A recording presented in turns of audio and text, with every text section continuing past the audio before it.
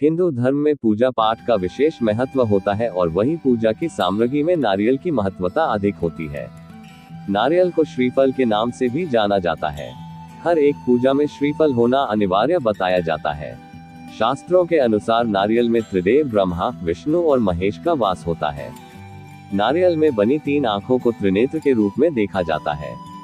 ऐसा माना जाता है कि नारियल चढ़ाने से धन संबंधी सारी मुसीबतें दूर होती है।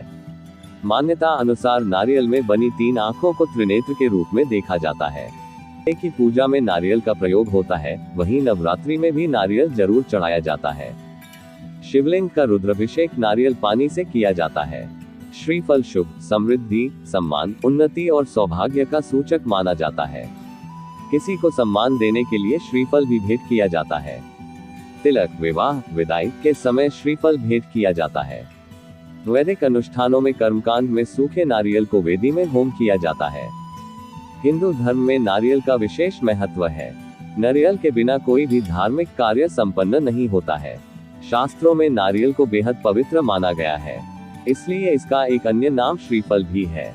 नारियल की उत्पत्ति के संबंध में हिंदू धर्म शास्त्रों में कई पौराणिक कथाओं का जिक्र है, जिसके अनुसार नारियल का इस धरती पर अवतरण हुआ है।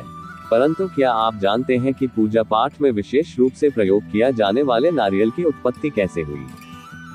कहते हैं कि नारियल की उत्पत्ति महर्षि विश्वामित्र के द्वारा की गई थी। नारियल की उत्पत्ति की कहानी प्राचीन काल के राजा सत्यव्रत से जुड़ी हुई है। सत्यव्रत एक प्रतापी राजा थे, जिनका ईश्वर में भरपूर विश्वास था। इनके पास सब कुछ था, लेकिन इनके मन की एक इच्छा थी कि वे किसी भी प्रकार से पृथ्वीलोक से स्वर्गलोक जा सके। परंतु वहां कैसे जान है, यह सत्यव्रत नहीं जानते थे। एक बार महर्षि विश्वामित्र तपस्या करने के लिए अपने घर से काफी दूर निकल गए थे और लंबे समय से वापस नहीं आए थे। उनकी अनुपस्थिति में क्षेत्र में सूखा पड़ गया और उनका परिवार भूखा प्यासा भटक रहा था। तब सत्यव्रत ने उनके परिवार की सहायता की और उनके देखरेख की जिम्मेदारी ली। जब ऋषि विश्वामित्र वापस लौटे तो उन्हें परिवार वालों ने राज की अच्छाई बताया। वे राजा से मिलने उनके दरबार पहुंचे और उनका धन्यवाद किया। शुक्रिया के रूप में राज ने ऋषि विश्वामित्र द्वारा उन्हें एक वर देने के लिए निवेदन किया। ऋषि ने भी उन्हें आज्ञा दी। तब राज बोले कि वह स्वर्गलोक जाना चाहते हैं।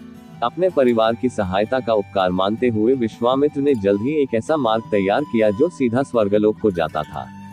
राज सत्यव्रत खुश हो गए और उस मार्ग पर चलते हुए जैसे ही स्वर्गलोक के पास पहुंचे ही थे कि स्वर्गलोक के देवता इंद्र ने उन्हें नीचे की ओर धकेल दिया। धरती पर गिरते ही राजा ऋषि विश्वामित्र के पास पहुंचे और रोते हुए सारी घटना बताई।